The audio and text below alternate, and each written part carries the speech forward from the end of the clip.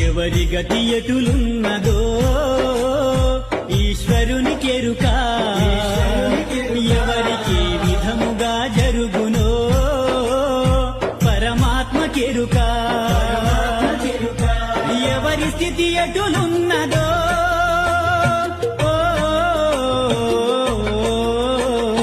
ఎగసి ఎగసి పడుటే కాని అలవి కాదెవరికైనా.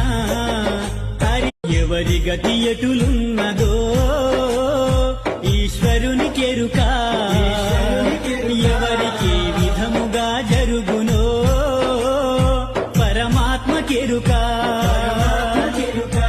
ఎవరి స్థితి ఎటులున్నదో